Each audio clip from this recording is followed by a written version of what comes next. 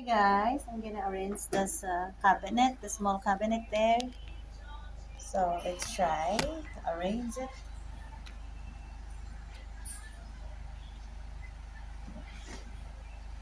So here is a lot of my things. Sometimes it's just simply put here because I'm rushing. Oh, again. Oh, this one is my problem. I don't know why. Sumasabit siya. Oh, siguro sa oh, sumasabit talaga siya. Wala po akong sa bigat. Oh, clean kaya natin ito. Baka dito siya sumasabit.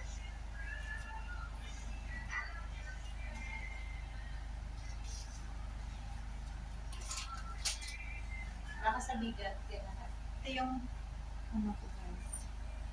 Natin na ba? Baka ito okay na. Yan. Ayaw ko din.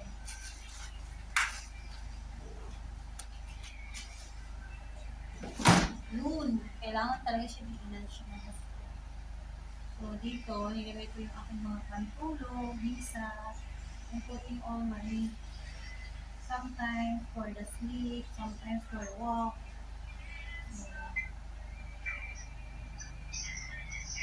So, anything, anything under.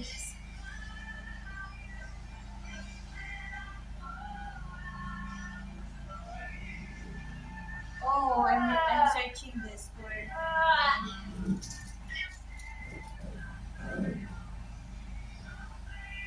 Yeah, this one is for monthly underwears.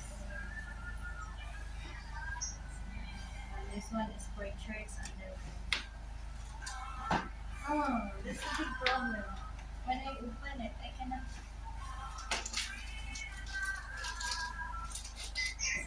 Oh. Alright. Oh, that's a good one. What? Goodness. Lord, help me. Why?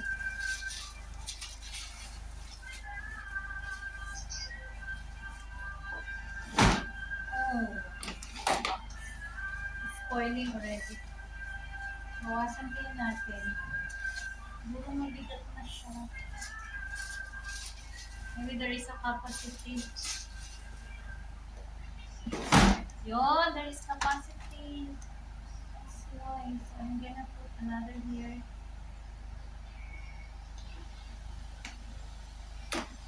Let's go.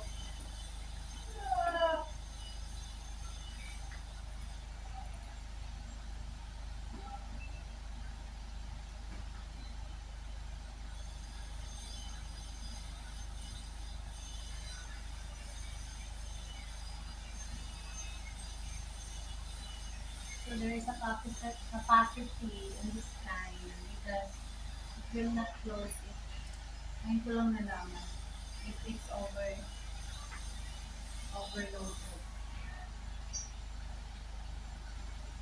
So that is the secret.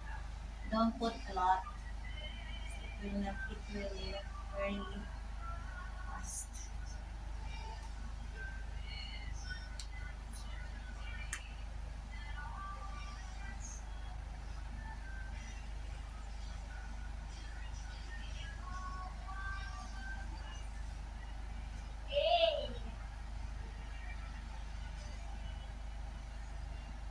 So many clothes, guys. I don't know.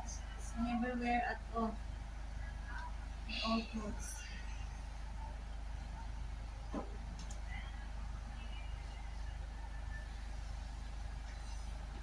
You see? It's very easy now. And you put the maximum. You cannot put over. Will not lock. I also.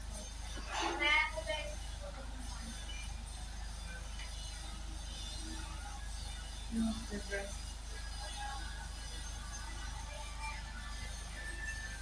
Also another bra.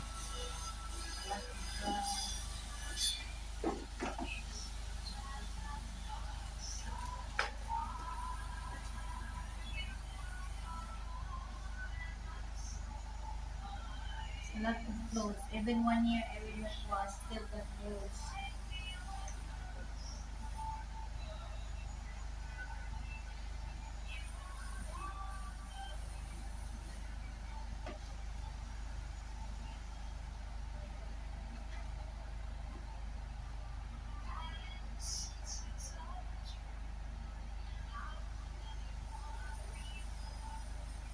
Still got underwear there.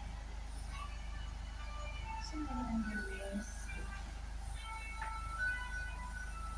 Because my daughter, if she do want already, she's gonna give me. She's gonna buy another one.